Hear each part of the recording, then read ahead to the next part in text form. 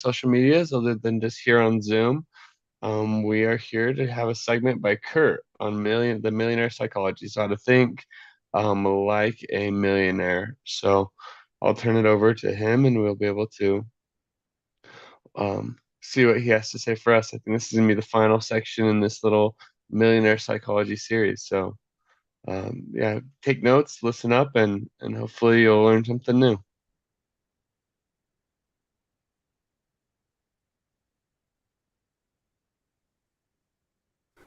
All right, success and money, you're here. Pat yourself on the back. You're learning it. Hopefully, you're doing it. This is the shortcut to your success, to your speed, to wealth. This is it. You can figure it out on your own. You're smart enough, but do you really want to take 5 years when you can learn it in 5 minutes? 50 minutes with all the videos and all you have access to? Think about it. You get paid to learn things you should have learned in school. That's the key. That's why you're here. Tell your family and friends. This will make a big difference in your life and their life. They will thank you for it. So let's get into millionaire psychology number 14, the final segment. This is something that you make sure you're doing the homework, of course, but you're going to want to repeat. It's 14 days, 2 weeks. That's the start of making some changes in your life. Go back to the beginning and do it. But let's get it to the final segment. Let's wrap it up all together.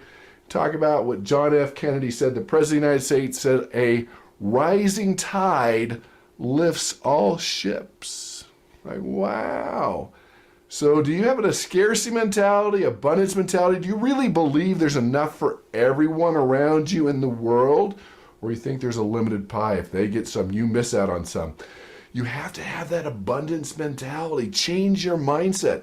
Remember in the previous video we talked about, driving around town with your family and friends and they make fun of the wealthy, successful people. Oh, they stepped on people. They're evil. They're going to hell. They're corrupt. Trust fund baby. No, when you see someone that's successful, say, good for them. I'm next. Do you have that abundance mentality? Do you really believe there's enough out there? Because a lot of times, especially when the world gets crazy and there's inflation and scarcity and wars and doubt, we tend to hold on tighter and tighter. And that's not where success comes from. Success comes helping, serving other people, helping other people achieve their goals. Just like the story of Stone Soup. You heard that one? Where this traveler comes into town, there's a drought and not a lot of food, not a lot to go around. And this traveler comes in, just starts building a fire, a big old pot, and he's making some soup. Everyone's kind of, what's going on? He's like, I'm making stone soup. Put a couple of stones in there and put some seasoning in there. Started to smell okay. People are like, well, are you going to share? He's like, sure. What do you have? Oh, you have carrots, and another person brought onions, and another person brought a lot of meat. Another person brought, fill in the blank, and it kept growing and getting better, smelling better. More people came, more people put it together, and they had enough to feed the whole village. But if they would have been stuck, you would have just had carrots for dinner or stones for dinner, or whatever it is that you're providing, or onions for dinner. Abundance. There's enough out there. Let's free ourselves and have abundance and know that if you earn a little more, that's not taken away from somebody else. Have that abundance. Get away from that scarcity mentality. It's so important as we get into that mindset and think about how to do this. So as we learn to follow our heart and realize that this is your year, that it's time. You're done sticking your big toe in the pool of financial independence and you're ready to jump in. You're done listening to Aunt Edna, this negative neighbors, the pessimistic people. It's time for you to follow your heart. So I want to bring everything together and help you realize you've got this. You can do this.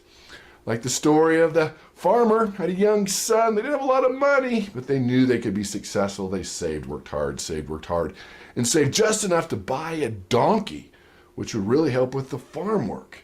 They loved this donkey. They treated it like family. They groomed it. They fed it. And then one Saturday decided, all right, we're taking this donkey into town. Remember this, right? We're taking the donkey into town. They put it up, put on the saddle. Father puts the son on, starts pulling it into town. And first neighbor says, what are you doing? That son making his father walk? What kind of son would do that? And they heard this. So, oh, wow. So the dad got on, walked by the next neighbor. The next neighbor says, really? Father making their own son walk? What type of father would do that? Perplexed, they both got on. Okay, and the next neighbor says, hello, animal cruelty, that's too much weight. All right, so they just walked next to the donkey, both of them. And the next neighbor says, hello, donkey, why does it want me to ride it? So perplexed. They cut down a small tree, try to tie the donkey's ankles upside down right on the thing, try to carry it to town. You know, that doesn't end well. It kicked and kicked, fell off over the bridge into the river. We won't go there. But that's what you have to decide right now, what you want. You're going to follow heart. You're going to do this. You're going to tame your brain. You're going to get it all together. That's what this module's all about. Get that synergy. Get away from that scarcity. Here's the example. A car dealership, they have these car auto malls now where all the different brands come together in one spot. What? What if they get my customer? No, we have to be by ourselves. No, that increases sales for everyone. Even though you're a completely different company, you could come together. There's synergy in your promotions, getting traffic, comparison shopping, working together. There's something about that. Even though you're competing brands, you can still all profit from working together. That is the focus. So let's continue to talk about, do you have that abundance mentality? Wealth, success, your goals, fill in the blank, whatever you want. We're talking about wealth here, millionaire psychology. Wealth is a subconscious conviction. Do you really believe there's enough to go around? A lot of times in religion, money's the root of all evil. Wealthy people are bad. They won't go to heaven. Is that true? Remember we talked about love of money, root of all evil? Yeah, if you love money more than your family and friends. But if you want to go to your religious text, there are plenty of successful, wealthy people that were also spiritual. So have that abundance mentality. Get out of your broke mindset. Hey, I'm okay if you're poor. What's the difference? When you're broke, oh yeah, it's a mindset. You're stuck. There's no way out. Nothing you can do. Oh, society, inflation, my education, my upbringing, the people who did this to me. I mean, we all have things that have happened. That's being broke. Poor is like, okay, this is temporary. I'm going to get past this. I'm going to do this. I'm going to make this happen. So don't be broke. I don't want that. I'm okay if you're poor because you know you can change that up. So have you really claimed the right to wealth? Have you? Can I talk you out of it? Remember, we pursue wealth because it makes you a better person. You learn some great skills. Well, what if I become evil? What if I become selfish? No, money makes you more of what you already are. If you're a selfish, mean, rude person, you become more of all those things. If you're a great person, very charitable, always giving back, it makes you more of those things. Well, money doesn't buy happiness. Well, I beg to differ. It helps you find things that do bring you happiness. I mean, if you got more sleep, took more vacations, spent more time with family because you didn't have to worry about bills or working, I think you'd find a little more peace and happiness to your life. Just saying, just putting out there something to think about.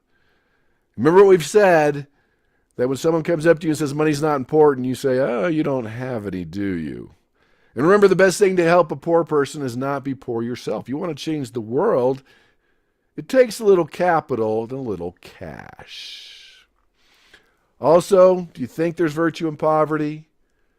I'll let you ponder that. I'll think it through. That goes back to our spiritual text that you have to be poor to be spiritual. Not true. Plenty of wealthy, successful, spiritual, good, charitable, nice people out there. I guarantee you. So when you look at this wealth as subconscious conviction, really understand the feeling of wealth. I've got this. I can do this. You believe it. You think it through. The feeling of wealth produces wealth. And that's the most important thing. Feel it. I mean, you can change direction, but as long as you feel it, you can be successful. You can be wealthy. It's okay to change direction. Maybe the first business you start's not perfect. Maybe you adjust, fine tune. I mean, Henry Ford was a watchmaker. He switched gears. The Wright brothers built the airplane. They built bicycles. So that feeling of wealth produces wealth. Just like, remember that story? The guru on the hill that held the guy's head underneath the water. He says, you got to feel like that. Feel like it. You can do this. You can make it happen. Have a sense of urgency. And remember, your subconscious mind accepts what you feel to be true. Your conscious mind will fight with you at first. I'm a millionaire. No, you're not. You're broke. You're poor. No, you keep going. Remember, those things will erode away. It'll happen.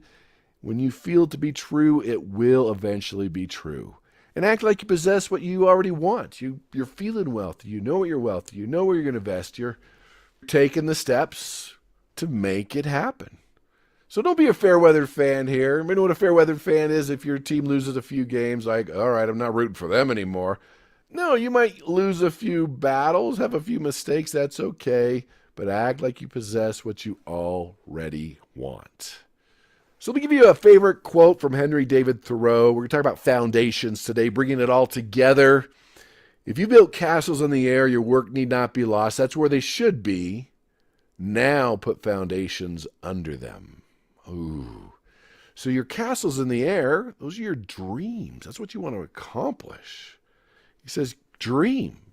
But don't just stop there. Put a foundation under them. They can't have a castle in the air. It needs a foundation. That's what we're going to be talking about.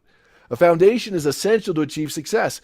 It doesn't matter how high you want the skyscraper or building to go. You have to have a foundation. And the bigger, stronger, deeper the foundation, the more success and wealth you can create. So it's great to have huge dreams, and it's a great motivator, and I love it, but we have to back up and set that foundation so you can achieve those dreams. So think of a tree. We have to sink those roots deep into the soil so the wind, the sun, drought won't stop us from achieving what we really want. So why don't many people have a true foundation? Starting on the roof first, castles in the air. A lot of times we miss out on what really matters to become successful. Society's convinced us that the purpose of life is trying to outdo everyone else. There's not enough to go around. We have to be better, earn more, look better, go after the goals society wants versus what we really want.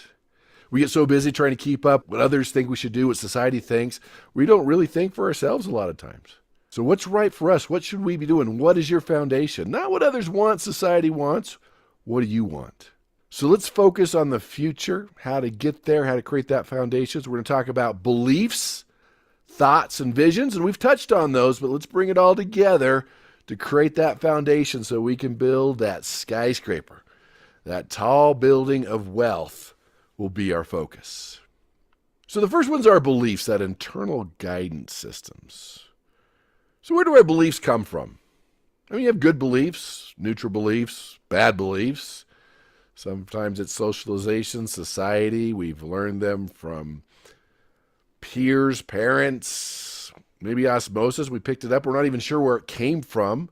Maybe the expectations of others and what they think you should be doing. Experience all kind of crystallizes these beliefs. Remember, most beliefs and behaviors are learned. Most of us go through life without spending much time thinking about what we believe. We just get our beliefs through, again, society, because we're social creatures. We tend to imitate others. Maybe we're not sure what to believe. We just believe what everybody else does. So along the path, we picked up some good and bad beliefs. So in order to truly change and build that foundation to grow and prosper, we need to become consciously aware of the rules or beliefs we have set for ourselves and maybe even others. What are our beliefs about success, failure? What's important to you? Because if you want wholeness and unity in your life, you got to take a look at your beliefs and your present behavior. They govern your entire lifestyle. These beliefs determine how you will respond to any given experience, setback, victory, defeat in your life. So everyone has this belief system. Again, guides and governs our behavior. I mean, for example, if you don't believe you can change, that you can be successful, you can be wealthy, it's not going to happen. If you don't believe you can lose weight, get control of your life, improve your relationships, not going to happen. These beliefs are the root to your success. So I call it a guidance system because a guidance system regulates how much or how little you can accomplish in life. I'll give you an example. If I shot a torpedo or a missile and it had 2 or 3 guidance systems telling it where to go, what to do, it would be mission incomplete. It would be failure. A true good belief system has one guidance system, one set of beliefs that tell us what to do, how to act. These beliefs govern our behavior and what we can accomplish in our life. See, true beliefs are like the North Star. It never moves. It's always there. And here's the challenge, is that you have conflicting beliefs. Remember we talked about when you're in first grade and someone told something about you, positive or negative, it became an instant belief? That could be screwing you up right now, those conflicting beliefs, and you don't even know that you have them. That's two guidance systems telling the missile, the torpedo, what to do. Maybe you have a belief that you want to be wealthy and successful, but then you have another religious belief that money's the root of all evil. Now, I know in reality those do not conflict, but they could conflict for you. Conflicting political beliefs, conflicting social beliefs, conflicting beliefs about money. Maybe you grew up, well, you think I'm Rockefeller, or they're filthy rich. You think I'm made of money? That could affect your beliefs. Maybe you have a belief to be a great parent, be there for your kids, but then you also have a belief to be a successful entrepreneur. Now, those beliefs could conflict, but you can find a way to alleviate those. The tension comes from not knowing that you have conflicting beliefs. Once you identify them, you can come up with a solution to fix those beliefs. Maybe relief is you want to be successful, you want to be wealthy, you want to change the world, but then, if you're wealthy, you can't make it to heaven. Those don't conflict, but they could conflict for you. So what are your conflicting beliefs? Just identifying it is going to go so far to creating that foundation, and then come up with a game plan to become better with your beliefs, to get past those conflicting beliefs. So once we've got our beliefs tackled, we can get into our thoughts. As Ralph Waldo Emerson says, a man is what he thinks about all day long. Remember we said, no thought in your mind can reside rent-free? So to take control of your life, you must begin by taking control of your mind. We become what we think about. We are our beliefs. We are our thoughts. And those dictate our expectations, our attitude, our emotions, and the actions that we take, and ultimately dictate our destiny and what we accomplish. We've talked about you can't really control your thoughts, but you can redirect your thoughts. You don't have to focus on all those negative things. You decide when that thought comes to your mind, are you going to think about it? You're going to believe it? You're going to dwell on it? You're going to redirect it to something else? You are in charge. So redirect your thoughts to success. Have a game plan ahead of time. Okay, next time I think I can't do it, I'm going to think about this. I'm going to think about a past victory. Where are your thoughts taking you? This is where we learn how to concentrate. We're not going to let our mind wander. We don't have time for that. We know from remember TEA, that our thoughts trigger emotions and our emotions trigger actions. We get those beliefs in the right spot, then the thoughts start to get better, but there'll still be some negative thoughts there. And you have to ask yourself, are you giving negative thoughts a place to grow? So to take control of your life, you must begin by taking control of your mind, those thoughts. Can you do that mental focus, or is it just mental cruise control? Oh, wow, how did I start thinking about that? Wow, okay.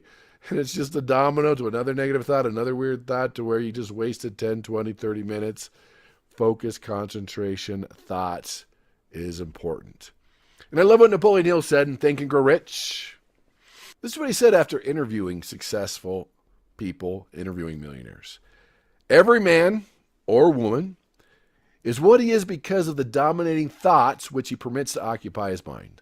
Thoughts which a man or woman deliberately places in his own mind and encourages with sympathy, and with which he mixes any one or more of the emotions, constitute the motivating forces which direct and control his every movement, act, and deed. Guess that? You have your belief, which triggers a thought.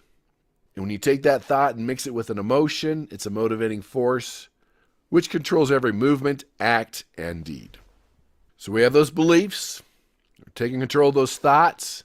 Now we have that vision, that vivid vision. Because when you can see it, taste it, touch it, feel it, it's real. Just like those Olympic athletes that visualize that gold medal. The great sports quarterback, doesn't matter the sports, that can visualize the victory. That vision, that vivid vision, brings purpose and meaning to your life. It increases your commitment, your motivation, your direction, your persistence. You've heard it before. When the people have no vision, the people perish. Now you can have a vision board. You can write down a vivid vision statement, be very descriptive. You can visualize before you go to bed, or all of the above. You choose what works for you. But this is the thing that holds people back, is worry. Worry is the opposite of vision. Worry is negative goal setting. It sucks the life out of you, expends your energy. What the studies show, that less than 10% of the things we worry about are actually going to happen. I mean, we can't change them. So here's the key. Here's the eye opener. If you're stuck on worry, which is a form of fear, if you're stuck on worry, it's because your vision's not strong enough. Did you catch that? So you're stuck on worry. What if? No, when you have a vision, it erodes your worry away. It doesn't matter. You don't care. You know where you're going. You are going to make it happen, because when you truly have a great vision, decisions are easy. When you have a clear, vivid vision, decisions are easy. What to do right now, what to do today, what to do when I don't feel like it. Winners win in advance. Whether it be sports, Olympic athletes, successful entrepreneurs, they've seen it. They know it's going to happen. They've given themselves permission to win. Don't make little goals. They won't stir your soul, as they say. So this helps you to begin with the end in mind by understanding your destination, where you want to go. It keeps you excited and helps you take the steps in the right direction. Stephen Covey talks about that in 7 Habits, to begin with the end in mind. When you have a clear vision, day-to-day decisions are easy. This helps you know where you're going, staying excited and motivated to get there. I don't know if you've seen Alice in Wonderland. Probably heard this before, the Cheshire Cat. You know, Alice is like, well, which path should I take? There's a fork in the road. He's all like, well, where do you want to go? She just says, I don't know. And he says that it doesn't matter, okay? Yeah, if you don't know where you're going, it doesn't matter what path you take. But when you have a clear vision, you know what path you should take. Remember, your future's spotless. The people around you will judge you on your past mistakes, not your future potential. But that's not what you do. You've learned from your past. You've dealt with it. You're moving on. You did some stupid things. Bad things have happened to you. Okay. Let's move on. Your future is spotless. You can achieve what you want. You can do what you want. You have a clean slate. Can't change your past. It's done. But you can design that perfect future. One of my early mentors, Jim Rohn, used to say, there's 2 ways to face the future: with excitement or apprehension. You can face the future with great excitement, with the vision, what you're going to accomplish, where you're going, or with apprehension, nervousness, fear, and worry. So you with me? Let's get into that homework. Pretty simple. How can you strengthen your foundation? Remember, your foundation. This is your core. You can't go very high without a foundation. That's the first thing you do. What is your foundation? You have your thoughts. Are you redirecting? Are you being aware of them? You know what's going on. You're getting past what they call that stinking thinking. Do you wear your thoughts? You have your beliefs. Do you get past those conflicting beliefs? Do you have the right beliefs? Do you have that abundance mentality? And of course, we finished up with vision. Are you stuck on worry, desperation, fear? Or are you excited about that future, that vision? Get past that worry. You've got this. You can do this. You can go through this course as many times as you want. But this is the core. This brings it all together. Sure, we talked about some other things, but this is the core. This is the foundation. This is the most important thing. That's why we're finishing up on this module on your foundation. I'll give you a personal example.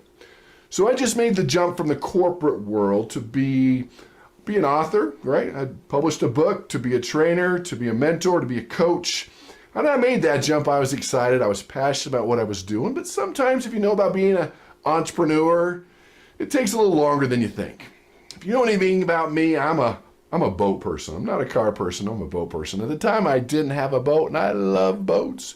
Wakeboarding, wake surfing, skiing, water skiing, all those. Love it.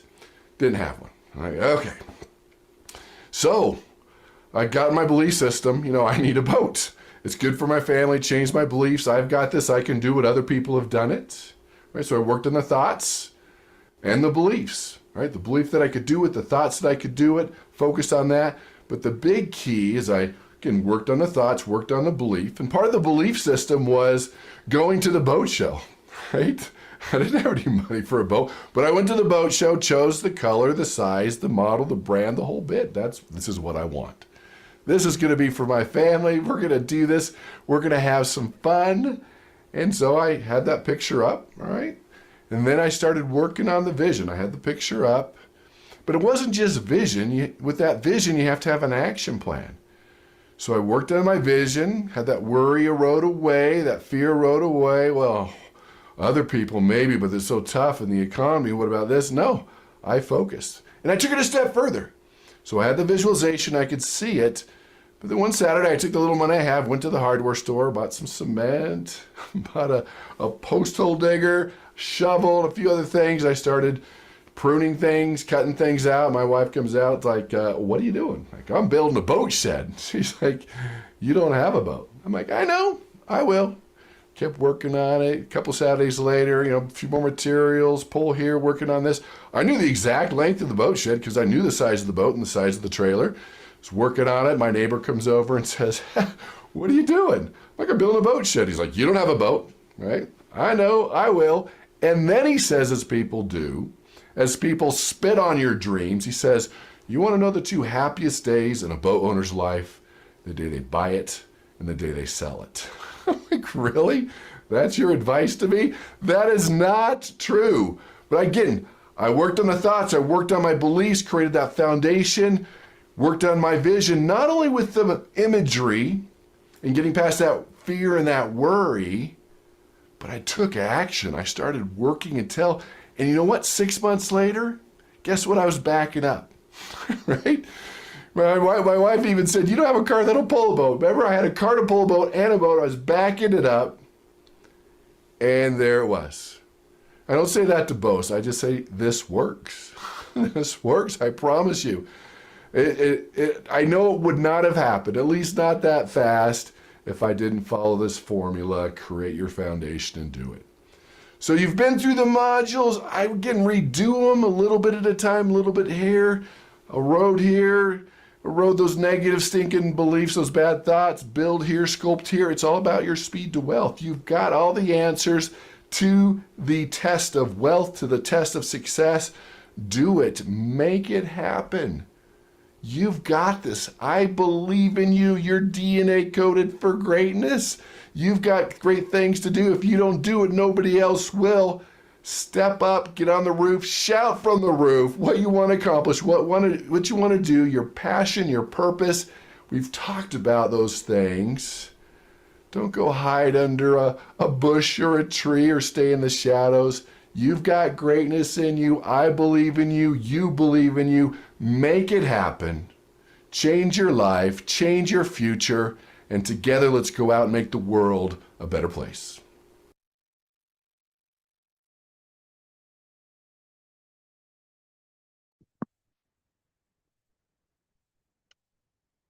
Thank you for that course, Kurt. We yeah, just invite you all to do those things he said in the homework, to write down your dreams and to start pursuing them.